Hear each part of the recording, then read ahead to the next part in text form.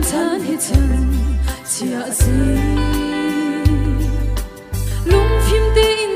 u zai thil da kan ton la thina kham par kan dir chan arin te in atung ina kalmi nu shim fa si mi po a thei khan mual kan pan te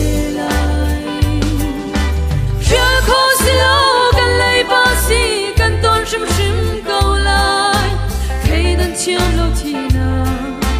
zang fa chiam lo tina mi de upate ti la za mi zong tina mi zoni zum ti za le upa de chiam ve lo za kan chi shim shim go lai pulai phim na ka sang shiam nam tin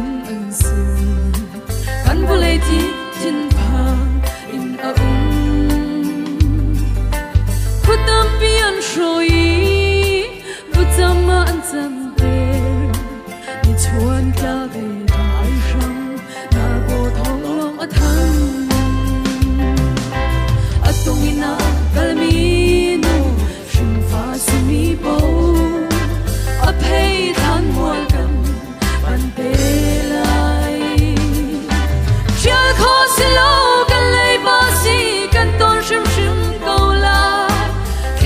chiam lo tina sang fa chiam lo tina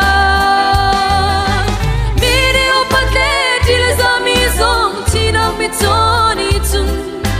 ti za le upa de chiam ve lo za kan chi shim shim go lai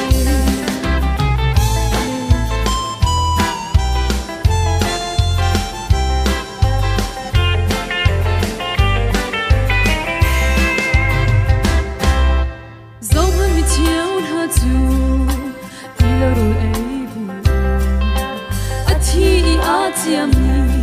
an chang nu la valu lo bin zani merem hua zing chiu hu ti lo in kham wal yang mi an tam atung ina kalmi nu shin fa si mi po a pei than mual kan pan te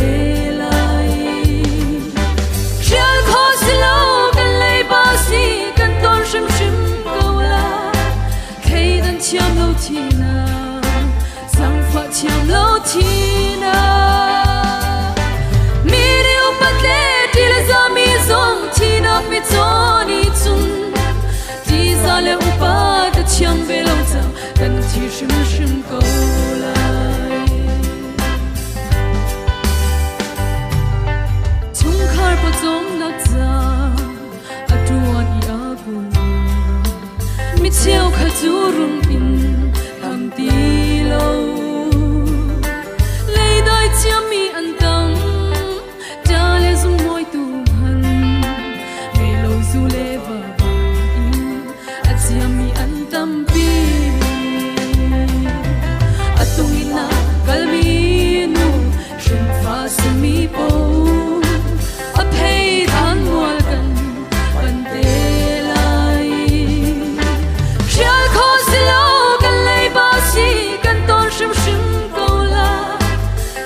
chiam lo tina sang fa chiam lo tina